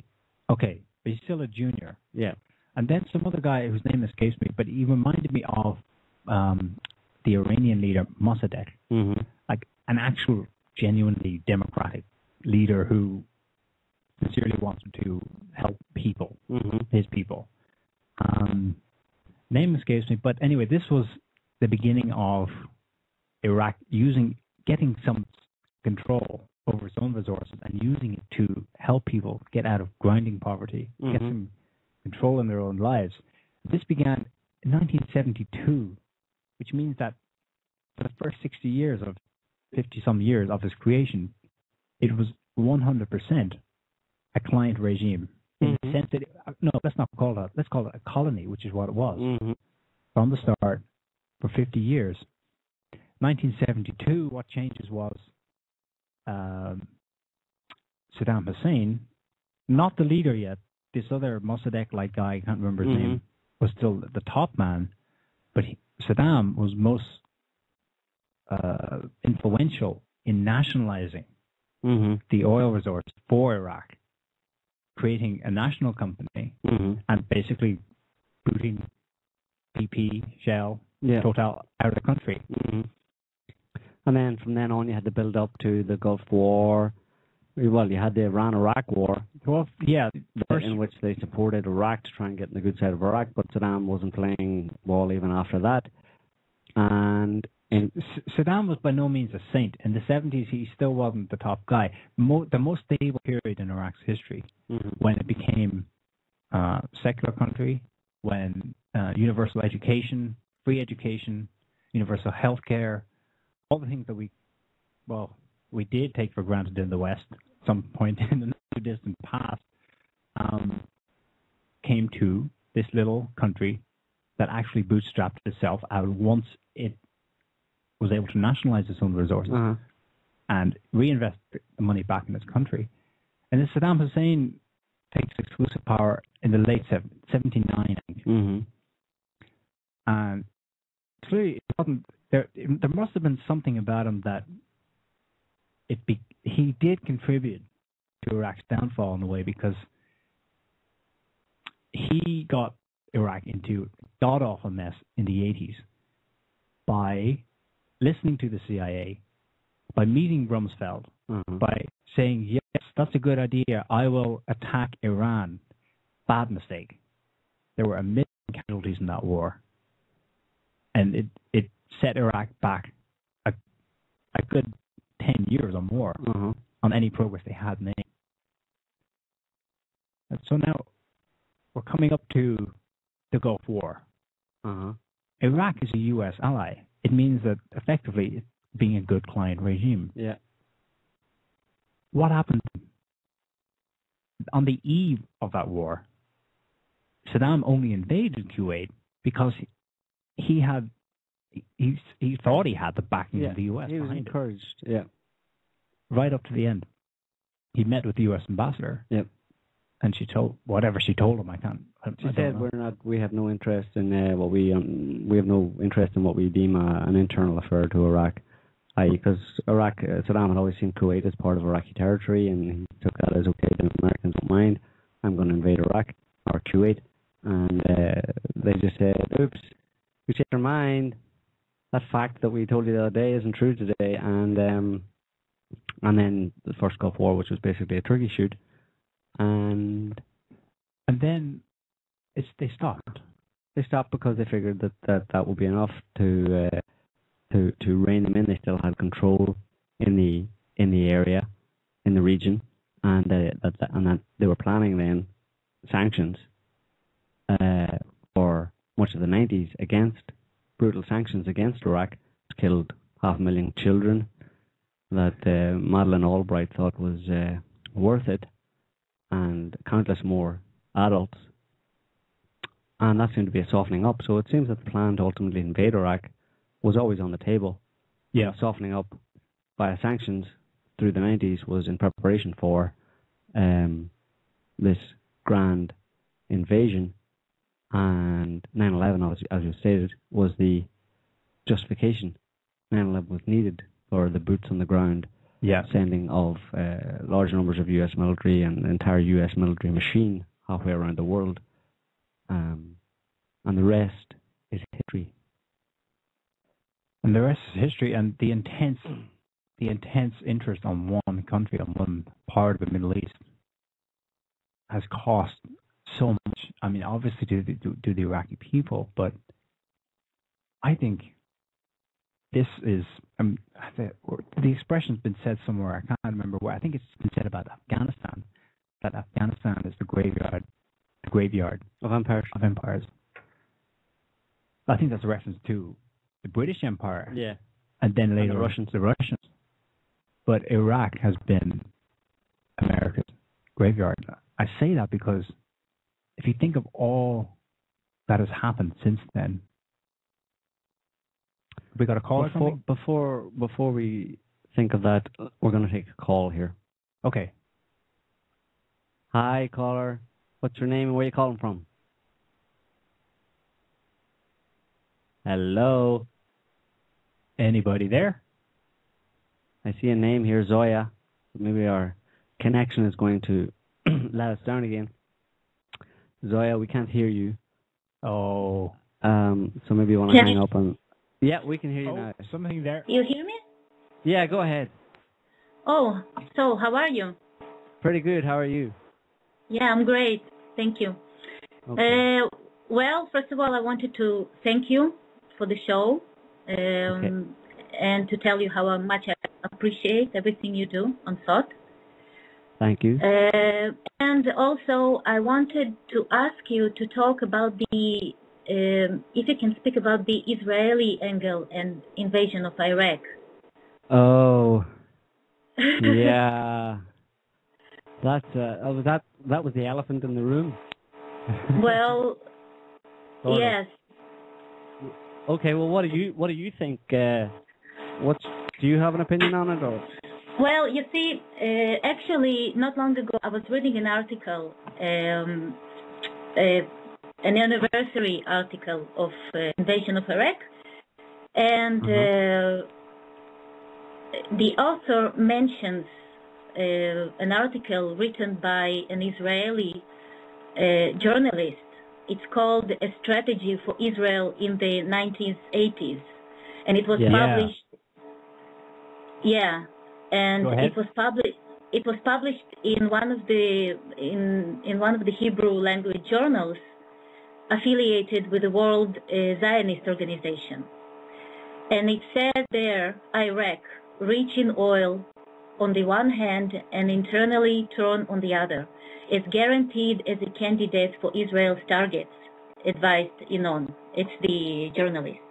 Its dissolution is even more important for us than that of Syria.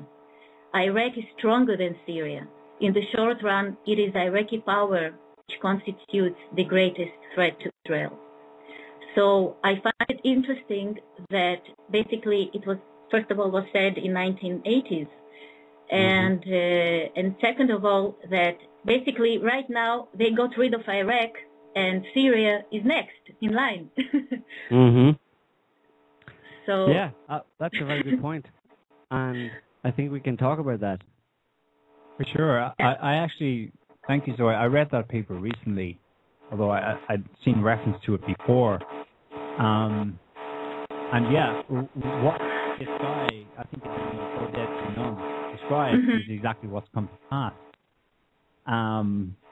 It is, I think it's this convergence of interest, where what's good for Israel is good for the US and vice versa.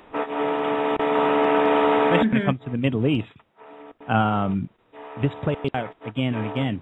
The thing with Israel,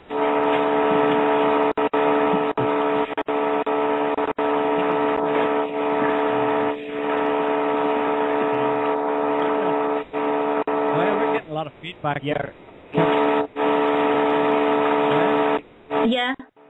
We're getting a lot of... Okay, no, it's a bit better now. We're getting a lot of feedback. Zoria, do you have your speakers on? Do I have my speakers Listen on? to the show. Yeah, Just are you a second. listening to the show while... Yeah, tell you what, Zoya,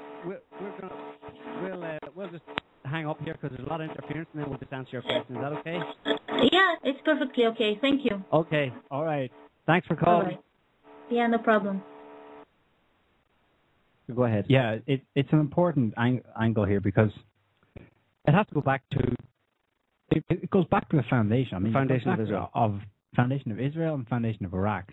Well, the foundation of Israel, the Balfour Declaration in 1917, where the Brits decided that the Israelis, the World Zionist Federation and the Zionists who were lobbying for this state based on their religious delusions, at least that's what they claimed, in Palestine, they were lobbying for it, and the British decided, okay, we'll go with this because we can use the Israelis, hopefully, eventually, as basically a policeman or a kind of little piece of definitely westernized, as they thought, or a country with Western interests in the Middle East, and surrounded by all of these Arab nations.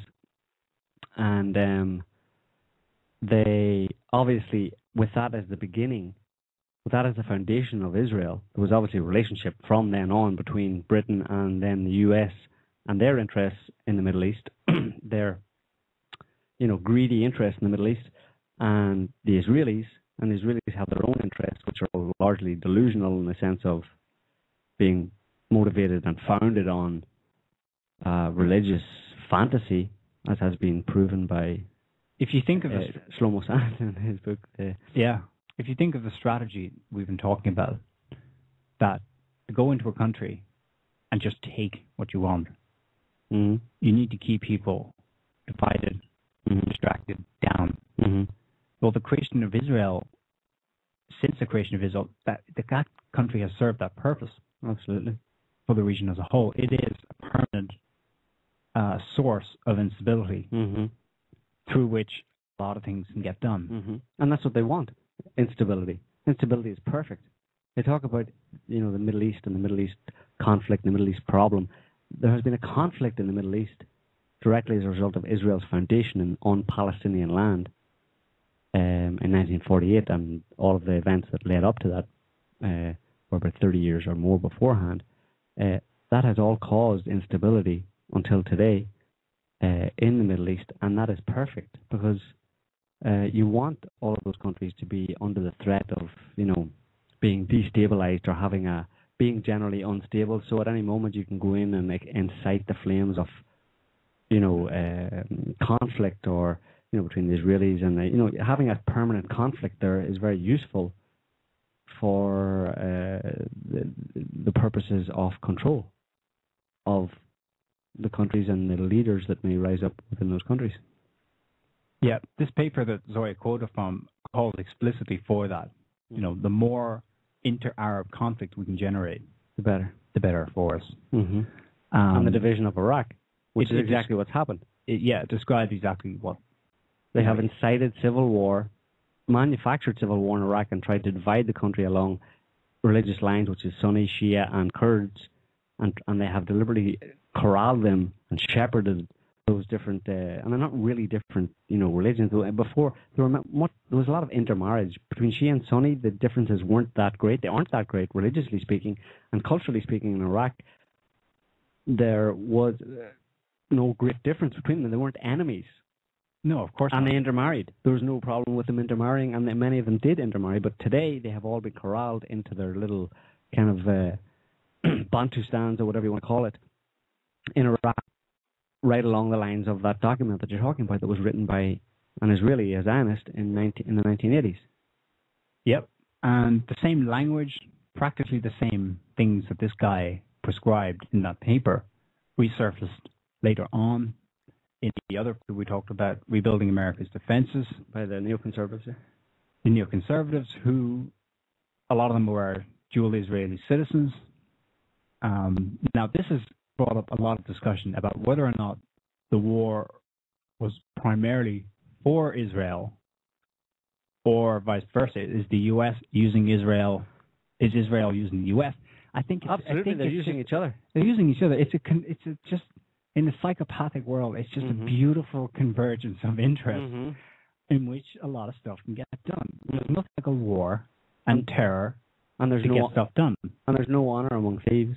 The Israelis are thieves. The Americans are serial thieves, and certainly they don't, when their interests converge, fine, as they have done, but all along there has been a lot of suspicion and distrust among, between the two as well, and the Israelis are extremely paranoid. Yeah, I mean, it's their own fault. You go and plant yourself in and create a country for yourself on Arab land, surrounded by other Arab countries. What do you expect? Yeah. But so many Americans are all about supporting Israel and Americans for Israel, and those people are nuts. Certifiable. Yeah, I don't know what to say. They just basic common sense. Not even asking for humanity here. I'm just talking about basic common sense. But humanity would be good as well, in terms of seeing your fellow human beings, regardless of race, color, or creed, as your fellow human beings, and understanding who the common enemy is and who the really non-humans are, because obviously much effort has gone into demonizing and dehumanizing other peoples in the eyes of Americans and in the West and stuff, particularly Arabs and Muslims in recent years. And it's very interesting that they've tried to dehumanize them to make them non-human so that they can more easily accept their brutalization, when in fact the people who are putting that idea into the minds of people in the West are themselves the real non-humans, in the sense that they have a real difference genetically from normal humanity, which is their complete lack of empathy for other human beings. They are the ones who cannot feel any empathy or care or consideration for their fellow human beings. They don't have any fellow human beings, but they try to project that into and onto normal human beings and get them to adopt that kind of creed and believe that psychopathic ethos. I've got another call here. Hang on a second. Hi. Hello? Hi. What's your name? Where are you calling from? This is Lynn from Canada. Hi, Lynn. Hi. Great topic. Really great topic. And not surprised you had so much trouble getting it out there.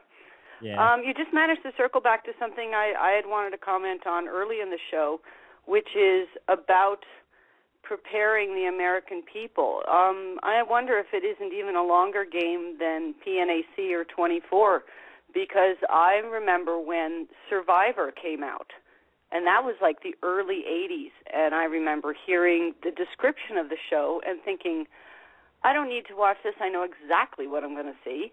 And it just seems to have been sort of the beginning of inuring the American population to the idea of cheating and backstabbing and all of that stuff, and just seemed to be the real beginning of a dehumanization of each other even, and that if we can dehumanize each other, then it's certainly no problem to dehumanize some, weird-looking person from halfway around the world. Mm-hmm. Well, yeah, that's a very good point, and certainly it probably did start quite a long time ago. When they first started to get people to, I mean, it does go way, way back. I mean, sporadically, but the difference, I suppose, today is that it's kind of it's more widespread, and I suppose that's a function of communications. Today it's taken hold. Maybe it's taken hold after so long. They tried, and it's like now. But I mean, you go back to the days of British Empire, for example. And there was also demonization of natives all around the world, and amongst the British had their empire, they were seen as savages. I mean, geez, they called Irish people, monkeys and gorillas, and characterized them in cartoons as monkeys. So I mean, it didn't even have to go too far away to, and maybe that's a function. I wonder if that's a function of. I mean, I might be accused of being anti something here, but I wonder if that's a function of a particular race of people, you know what I mean? Oh yeah.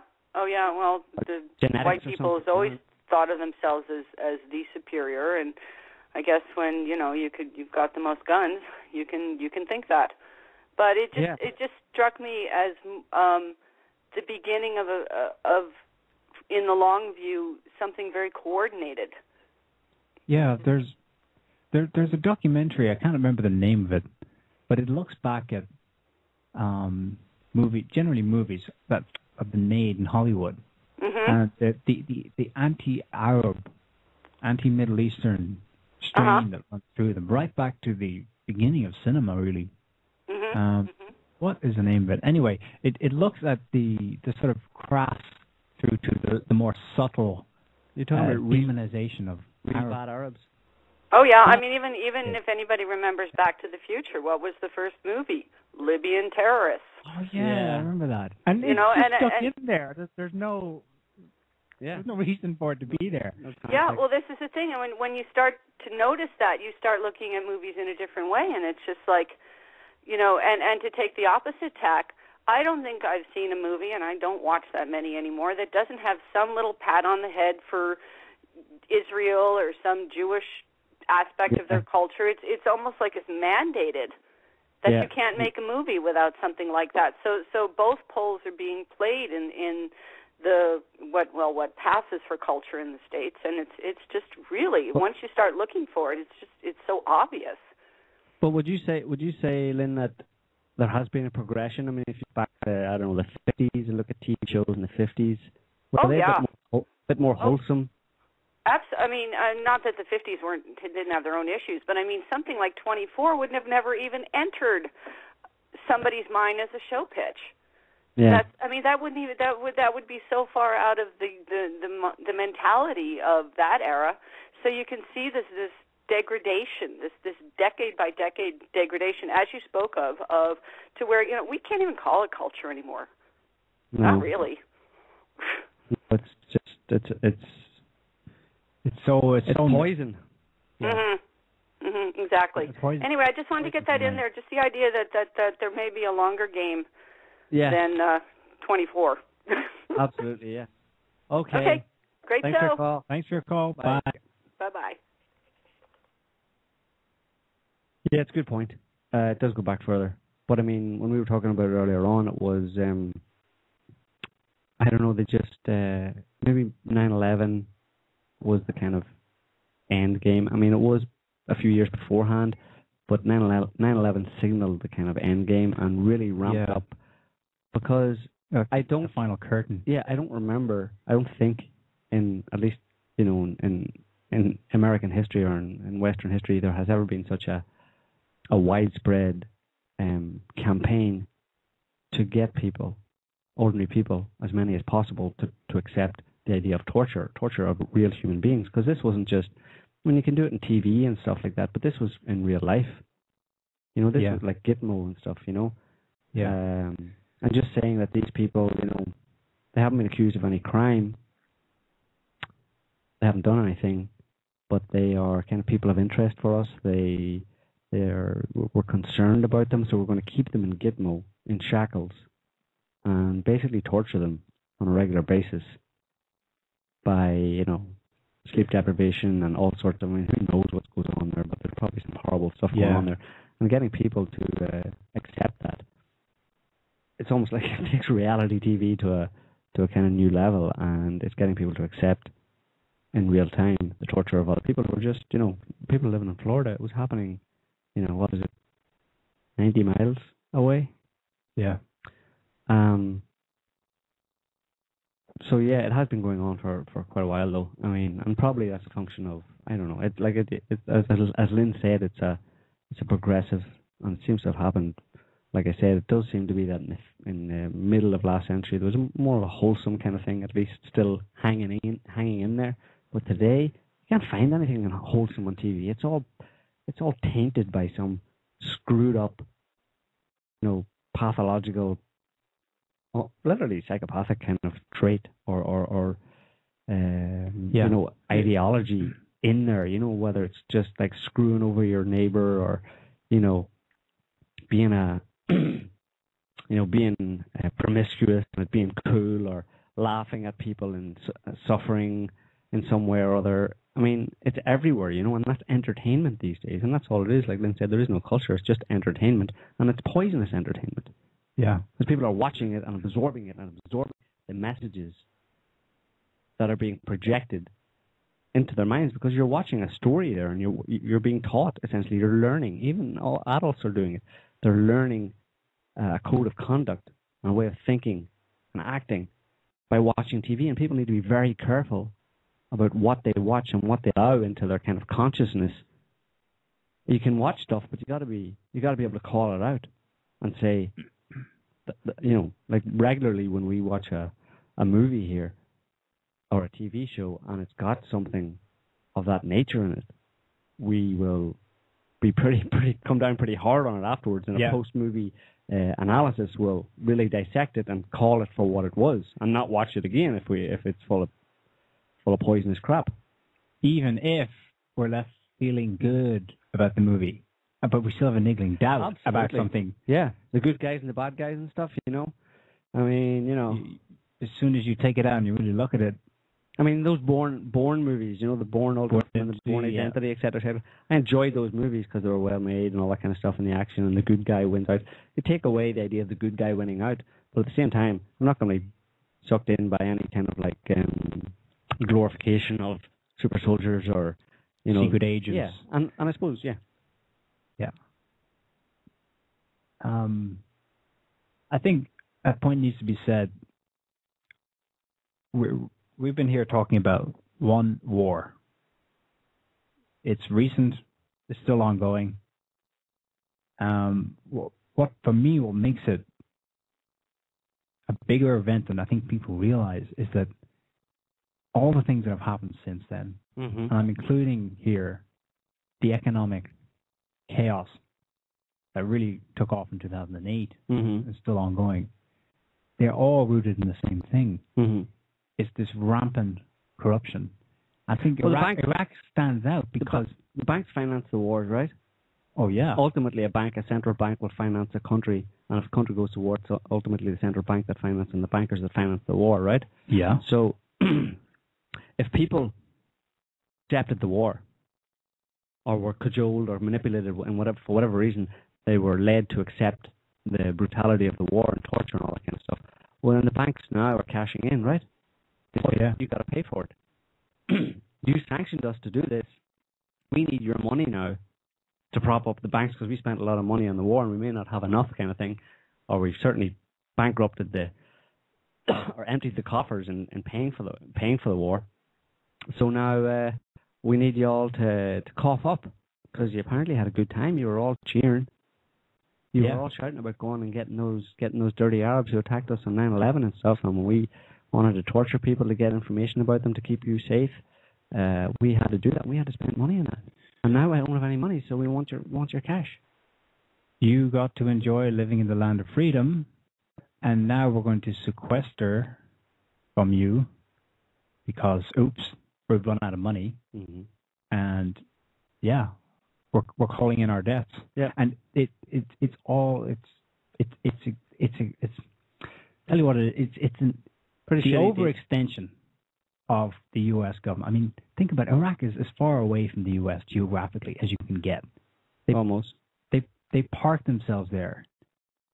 The amount of logistics, the amount of troops, the amount of money, of course, that went in there. It's a self-inflicting wound in that sense because this has sped up, if not caused, the complete collapse of the U.S. itself. Mm-hmm. Not just financially, but morally. Yeah, on both counts. And socially. And it's a tale as old as time. It's but like you talk about what has happened as a result of 9/11. Well, the Iraq War was precipitated or was facilitated, justified by 9/11. Many other things have been justified by 9/11 that does not directly involve Iraqis. It directly involves Americans and people in Western civilization, Western countries, as we've said. I don't like to use civilization because they're not very civil. But all of the freedoms and stuff that have been stripped away, and the Patriot Act and the Indefinite Detention Act, and Obama's ability now to blow anybody up with a drone how he feels. This is what you're getting. This is payback. This is your reward for allowing psychopaths to lie to you and manipulate you into justifying inhuman acts against other human beings. And the result is that you get screwed. You thought it was just, okay, I can let it happen because it's just those people over there getting screwed. Nah, it's you have to pay the piper as well. And people will. Yeah, just this week. There were Senate hearings on the space threat. It was brought up because of what happened in Russia last month. The Russian meteorite. Kaboom. Hang on a second. What? Oh, this one. Yeah. Are you talking about this Russian meteorite?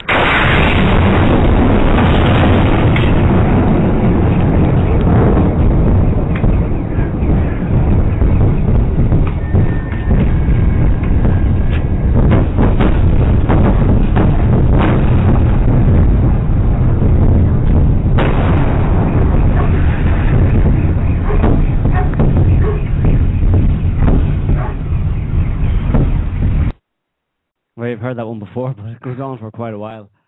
Apparently it got the attention of some senators, mm-hmm. Thankfully. But the discussion they had was interesting. They hauled up the head of NASA, a general, James Holden, I think. Mm. A general at the head of NASA? I think he is, yeah. Way to militarize Yeah. Well, he was sitting next to a four-star general as well. Anyway, he's there before Senator Lamar Smith, Republican from Texas, chairman of the Science, Space, and Technology Committee. Actually, they were reporting on NASA has been tasked with being able to track by this year, I think, some 90% plus of all asteroids over 1 kilometer in diameter. And this was a kind of a report, a checkup. How are we going with that project? Well, he said some interesting things. He said, yeah, we have reached that target, which I don't believe for a second. But then the senator asked him some other questions because it was pointed out that the most damage can be done by objects as small as 100 meters across, city-destroying asteroids or common fragments. Mm-hmm. And so the senator asked him, well, how many of them are out there and what percentage have we got our eye on? And the head of NASA looks across at Obama's advisor, Holdren, I think, and it says to him, something like 10%. Mm-hmm. 10%, we have our eye on 10% of the deadly space rocks that could wipe out life as we know it. And then he's asked by the senator, if hypothetically one of these objects was heading for us right now, what can we do? Are we in a position to do anything about it? And the guy basically said to him, no, the best thing Americans can do is pray. The best thing Americans do is Americans only. Well, of course, it was all about the space threat as far as the U.S. is concerned. Americans can put their head between their legs and kiss their arse goodbye. Well, he was being... Is that the appropriate response, yeah? He was saying pray because he wanted budget. I.e., if we're going to do our job of protecting America from the space threat, we're going to need more satellites up there watching the skies. I.e., we need more money. And so him saying pray in response to one of these coming towards the U.S. is him saying, give us more money and we'll be able to do something about it. Give us more money. And, of course, the response was, well, we can't because there's no budget. Well, yeah, there's no budget. You can't deal with this problem because why is there no budget? Economy, because there's no money. Yeah, because it's been wasted on wars. On wars. Wars that they This reminds me of the Roman Empire. And the Athenian Empire, democracy, and all that. It's like... Are we in a time loop? It seems just... Some kind of a time loop. Do these people not read history? No. History's full of facts. They don't like facts. Even recent history. I mean, when the British arrived in Baghdad in 1917, all the Ottoman Empire, the British general gets up and makes a speech. No. We'll be greeted as liberators. Oh, yeah. It was almost word for word. Said that back then as well. Yeah. Yeah. And within years, they're suppressing an uprising. Yep. They could have known it then. And even now, they make the same mistakes. Well, the two things seem to go hand in hand, you know. The decay of society, fueled by wars, led by psychopaths, and by a polarized society and population, seems to coincide. I don't know which one came on first, but which was on first, but they seem to coincide with, historically speaking, with the increase in fireballs and the celestial threat. At least it's a marker. You look around you and you see that society is fatally, or appears to be fatally, and tolerably screwed up. Look to the skies. Maybe the thing to do, you know. On that note, I think that we have made up for our 13-minute dead air time at the beginning through no fault of our own. Yeah, sorry about that. That's Skype's fault. That's Skype's fault. So yeah, this was just an exercise in trying to inform people on what the Iraq War was all about and some of the context in which it was waged.